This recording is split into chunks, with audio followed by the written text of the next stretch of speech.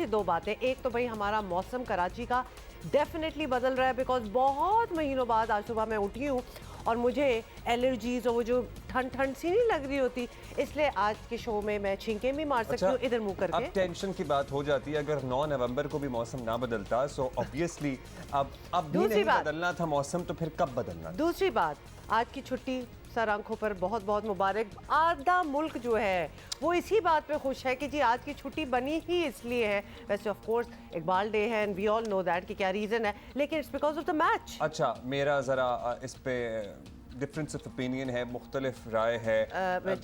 हमारे जैसी इकोनॉमीज़ में वैसे ही इजाफी छुट्टी नहीं होनी चाहिए, क्योंकि बहुत सारे कारोबारी मामलात मुश्किल में पड़ जाते हैं लोगों के लिए, प्रोडक्शन स्केड्यूल्स होते हैं एक्सेट्रा एक्सेट्रा। और दूसरी बात ये कि अगर हम रियली चाहते हैं, और पिछले कुछ अरसे से हो रहा था कि इकबाल डे पे चूँकि छुट्टी नहीं होती थी, इसलिए स्कूलों में, यूनिवर्सिटियों में, कॉलेजों में प्रोग्राम होते थे, बच्चों को एक्चुअली अल्लामा मोहम्मद इकबाल के अफकार, उनके फ़लसफ़े, उनकी सोच के बारे में तालीम दी जाती थी, और मुख्तलिफ सेमिनार्स होते थे, तकरीबात होती थी, टैबलोज़ के बच्चों के फंक्शन होते थे। योर पॉइंट इज कि छुट्टी नहीं होनी चाहिए थी। That goes without saying, मतलब हम पहले ही बात कर चुके हैं हमारी एजुकेशन आपने अभी छुट्टी की मुबारकबाद दी है। मुबारकबाद इस बात की दी थी कि आज मैच है, पीपल 1 बजे दोपहर को मैच है, by the way people who were not going to be able to watch it, people who go to work, फिर भी देख लेते सारे, आपको पता है ना। अब्दुल्ला इतनी सीरियसनेस में ना जो कि नहीं होनी चाहिए, हमें पता है नहीं होनी चाहिए। आधी छुट्टियां जो होती हैं मुल्क में वो नहीं होनी चाहिए, बिकॉज आधी तो एहतजाज और इस वजह से हो जाती हैं। Having said that, today is a different kind of day. मुझे लगता है कि आपको पता है ये मुल्क के तूलो अर्ज में टोलियों की सूरत में एक सियासी जमात के कारकुन एहतजाज कर रहे थे, सड़कें वड़कें बंद की हुई थी, आवाम को मुश्किल थी, तो इसलिए हुकूमत ने सोचा कि पूरे मुल्क में छुट्टी कर देते हैं, उन्होंने एहतजाज ही खत्म कर दिया बाकी मुल्क से। अब मैं इसी लय में मैं भी कुछ बातें कर रही थी, आप तो पता नहीं किसी सीरियस टेंजेंट पे लगे। मैं सीरियस टेंजेंट पे इसलिए लिया है मैंने, क्योंकि you know I know a few kids जिनके आज टैबलोस थे, उनके प्रोग्राम तय थे और उनके स्कूलों ने बड़ा एहतमाम किया हुआ था। अब छुट्टी हो गई है, प्रोग्राम तो शायद फिर भी हो जाएंगे, लेकिन वो जो स्ट्रेंथ होती है, वो जो सारे बच्चे होते हैं वो नहीं आ पाते। फिर आपको पता है छुट्टी वाले दिन एक माहौल अजीब ही हो जाता है, और ही हो जाता है। प्रोग्राम का क्या छुट्टी नहीं होनी चाहिए, अगले साल बिल्कुल नहीं होनी चाहिए, क्योंकि if we really want our younger generation and our nation to be aware of what Iqbal's philosophy is, तो फिर हमें इस बारे में ज़रा कोशिश करनी पड़ेगी, छुट्टियों से कोशिश नहीं होती। This one has become so serious about it. Obviously, there were what if there were many reasons behind it. आपने वो एहतजाजों की बात की है, हमने क्रिकेट की बात की. Maybe there were many reasons behind this announcement of a छुट्टी. Maybe अगले साल वाकई ना हो. So मतलब इतना इसको सीरियसली ना ले. Having said that, जिन्होंने मैच देखना था उनकी तो बल्ले बल्ले हो गई ना. 1 बजे मैच है, ये भी है 1 बजे मैच है पूरे मुल्क में, हम इधर and we are certainly looking forward to it. और मुझे तो अभी से एंजाइटी में ना पेट दर्द शुरू हो गया, आपको पता नहीं, आपको इससे पहले भी पेट का दर्द मैंने उसको लिंक्स कर दिया है मैच की एंजाइटी से, लिंकिंग्स हो गई है। अच्छा जी, मैच की चूंकि बात हो रही है तो मैच की बात करेंगे, और फैसला कुन घड़ी आ गई है जी। पाकिस्तान और न्यूजीलैंड आज T20 वर्ल्ड कप के पहले सेमीफाइनल में आमने सामने आ रहे हैं, और सारी कौम की नजरें, दुआएं, मतलब कि यू नेम इट, चिल्ले काटे जा रहे हैं कि ये मैच। अच्छा, मुझे लगता है कि इसके कॉन्ट्ररी चिल्ले क्या काटे जा रहे हैं, मतलब हम सुप्रीमली कॉन्फिडेंट, जिसे एट टाइम्स ओवर कॉन्फिडेंस से भी इबारत किया जा सकता है, इस मैच को लेके किसी को कोई टेंशन ही नहीं है। मतलब everybody has made up their mind कि अच्छा जब फाइनल में पहुंचेंगे तो क्या होगा। मतलब ये मैच हमने अपनी नजरों से खेल के जीत के आगे बढ़ गए हैं, है ना? ऐसा है ना? We are very positive, proactive, optimistic people, and बहुत अच्छी सोच है। अगर इसी तरह, इसमें ओवर कॉन्फिडेंस नहीं होता, इसमें एक उम्मीद होती है, एक होप होती है। और यहाँ सोचा था कि यहाँ तक पहुँचेंगे? नहीं, बिल्कुल नहीं सोचा था ना, तो अब आगे सोचने दो। तो चलें, इस बात पे हम कहेंगे कि ज़िंदगी में अच्छा सोचना चाहिए, और इंशाल्लाह फिर अल्लाह ताला भी अच्छा ही करता है आपके साथ। और पाकिस्तान का पेस अटैक आपको बताइए हमारी ताकत है, और न्यूजीलैंड को भी अपने तजर्बे पर भरोसा तो है, और अच्छा बुरा खेलते हुए भी किस्मत ने हमें सेमीफाइनल में वही है ना कि पहुंचा दिया है। और सभी जानते हैं कि टूर्नामेंट के इब्तदाई मैचेस में हमने किस तरह की कारकर्दगी का मुजाहरा किया, और इस T20 वर्ल्ड कप में पाकिस्तान के अब तक के सफ़र को 1992 के वर्ल्ड कप से कंपेयर किया जा रहा है बिल्कुल वैसे ही गिरते पड़ते वैसे मुझे लगता है कि अच्छा, कौमी हर टीम टूर्नामेंट में अपनी- जब हम आगे पहुंच जाते हैं ना तो 1992 याद आ जाता है लोगों को। भाई मुझे पिछले वाले में भी यही हुआ था। 1992 के कुछ एस्पेक्ट्स तो बड़े अच्छे हैं और कुछ एस्पेक्ट्स हमें इतने भी अच्छे नहीं लगते, क्योंकि रेपोकशंस बड़े होते हैं ना। कहाँ 92 की बात हो रही है, हम 2022 में बैठे हैं और रेपोकशंस देखें आज तक चल रहे हैं। So I am not too sure about that. Having said that, हमारी जो सलाहियतें होंगी, आपको पता ही है हमारी टीम के जो प्लेयर्स हैं, जो उनकी स्ट्रेंथ्स हैं, उसके मुताबिक ही परफॉर्मेंस होगी। बिल्कुल। So that is how it is for any team. और न्यूजीलैंड जी, आपको पता ही है कि वो भी खेलने ही आ रहे हैं नेचुरली, वो भी सेमीफाइनल में पहुंचे हैं, कोशिश तो उनकी भी होगी एक्चुअली कि वो ये कंपैरिजन एक और भी है ना कि वही न्यूजीलैंड हमारे सामने भी है। मैच का रिजल्ट भी 92 जैसा आ जाए तो सर्टनली मजा आ जाए। सेमीफाइनल की हम बात कर रहे हैं, फैजान लाखानी हमारे साथ मौजूद हैं। अच्छा जी फैजान, एक तो बताइएगा वो तमाम पाकिस्तानी जो वापस आ गए, बाज दोस्तों को तो मैं जानता हूँ जो ऑस्ट्रेलिया से अभी वापस आए हैं और उन्हें पता नहीं था, अंदाजा नहीं था कि सेमीफाइनल तक पाकिस्तान पहुंच जाएगा, लेकिन बहुत से वो होंगे जिन्होंने इरादा नहीं किया होगा, टिकटें नहीं ली होंगी, होटल नहीं बुक कराए होंगे, वो सारा क्या केओस है इस वक्त? देखिए बहुत सारे लोगों के साथ यहाँ पे इस तरह के इश्यूज हुए जिस तरह के आप इश्यूज बता रहे हैं, और इनफैक्ट मैं एक ग्रुप ऑफ पाकिस्तानी फैंस को जानता हूँ जो यहाँ एयरपोर्ट से वापस आए। वो यहाँ से चेकआउट कर चुके थे, अपने अमेरिका से आए थे, वो वापस जाने की तैयारियों पे थे, एयरपोर्ट पहुंच चुके थे, बट जैसे ही उनको पता चला कि नेदरलैंड्स हार गया है और पाकिस्तान बांग्लादेश के खिलाफ एक अच्छी पोजीशन में आ चुका था, तो वापस अपनी फ्लाइट्स कैंसिल की, उन्होंने अपना सामान वापस दिया और वापस होटल्स की तरफ आ गए।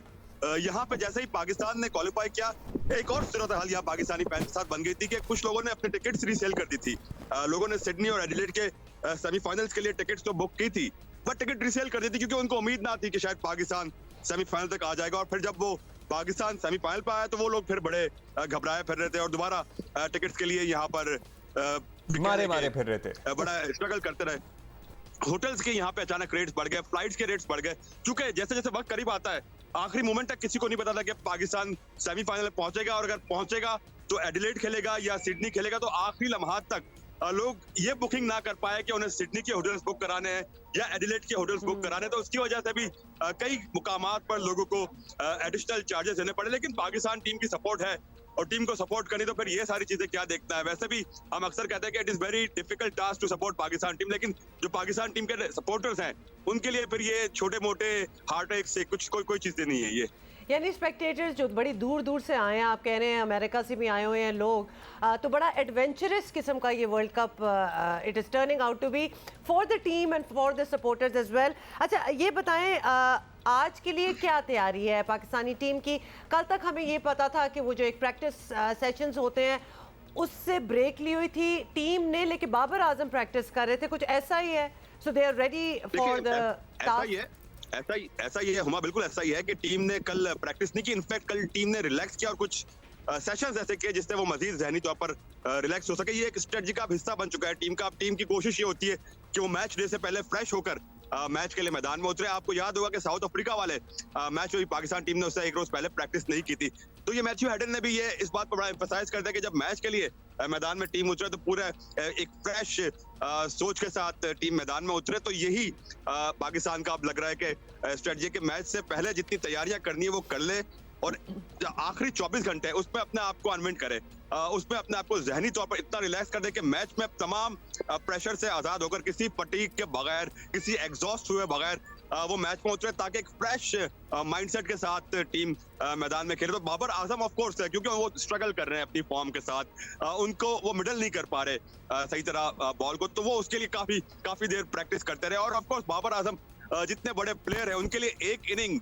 एक अच्छा शॉट ही काफी होगा, जरूरी होगा कि उसके बाद वो दोबारा अपनी फॉर्म बहाल कर ले। ये चंद फेलियर्स की एक जब सिलसिला चल पड़ा है उससे बाबर आजम की क्लास कोई फर्क नहीं पड़ सकता। वैसे बाबर के बारे में ये कहना चाहूंगा, बहुत से हमारे क्रिकेट फैंस हैं, प्यार मोहब्बत में बातें कर जाते हैं कि भाई बाबर जल्दी आउट हो जाए तो फिर बाकी लोगों को खेलने का। भाई Babar is a world class player and there is no doubt about it. Babar कभी ना कभी जरूर चलेंगे, इंशाल्लाह इसमें भी चल सकते हैं, क्या ही बात हो के अदरवाइज किसी और अगले टूर्नामेंट में भी चल सकते हैं। so there is no doubt कि बाबर में कोई टैलेंट की कमी है या उनमें क्लास की कमी है। हेयर फैंस का ये चलता रहता है, एक दिन तारीफ करते हैं, एक दिन तो विराट कोहली इस टूर्नामेंट से पहले स्ट्रगल करते आ रहे थे, बट इस टूर्नामेंट में आके उनकी क्लास वापस आ गई। बड़े प्लेयर्स बड़े टूर्नामेंट्स में करते हैं, बड़े मैचेस में करते हैं। तो अच्छा, मगर बाबर के वन डाउन आने पे भी काफी मीम्स बने और बाबर के ओपन करने में काफी बात हो रही थी। आई गेस बाबर ओपन ही करेंगे आज भी रिजवान के साथ।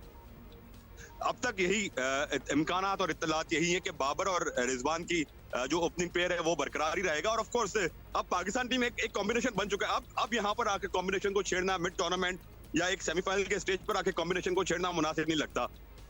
तो पाकिस्तान मोस्ट लाइकली उसी कॉम्बिनेशन के साथ जाएगा जिस कॉम्बिनेशन से आखिरी 2 मैचेस में पाकिस्तान ने कामयाबी हासिल की। राइट, बल्कि लॉजिकल बात भी यही होगी।